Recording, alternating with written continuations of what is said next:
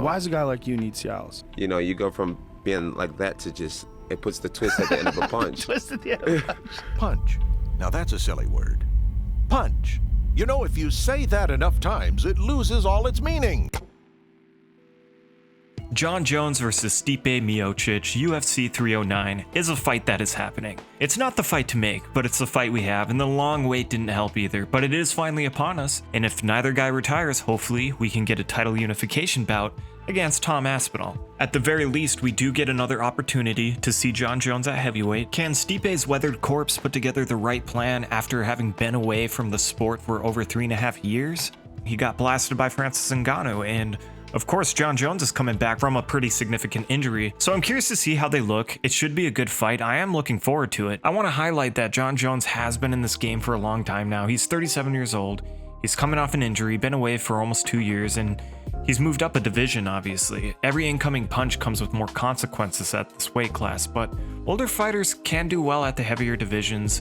So whether or not Stipe can capitalize on any of this remains to be seen, but it's important to note that the longer Jon Jones stays in this game, that loss creeps a little bit closer. Jones overall is the better fighter. He has more tools at his disposal than Stipe does.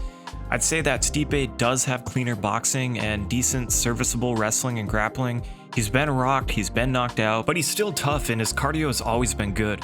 And Stipe is scary when he survives the onslaught and is still coming forward. It's an important attribute to have at heavyweight. I don't see Jones winning by knockout on the feet with any clean punches, maybe a head kick, maybe an elbow if they both clash into each other. I could see Stipe getting wobbled then taken to the ground.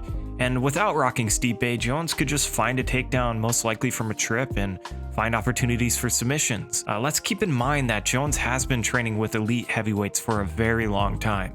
Jon Jones was a sparring partner for Alistair Overeem, especially during Overeem's fight with Stipe, so he has been involved with a camp surrounding Stipe before. I've beaten up a lot of heavyweights, man. I've submitted a lot of heavyweights. I've slammed a lot of heavyweights. I've manhandled a lot of heavyweights. And I've done it right at the weight I am now. You know, I am training with the best coaches, with the best sparring partners. Jon Jones is amazing as a sparring partner. And it's also a good look for Stipe as well. Stipe isn't an extremely mobile fighter. He has good lateral movement, does great work when his opponents are backed up to the cage, and I think that's what needs to happen in this fight. Keep the distance very short, close the gap, and give Jones little room to work with, because Jones is going to be throwing a lot of kicks and hammering at Stipe's lead leg with stomps and oblique kicks.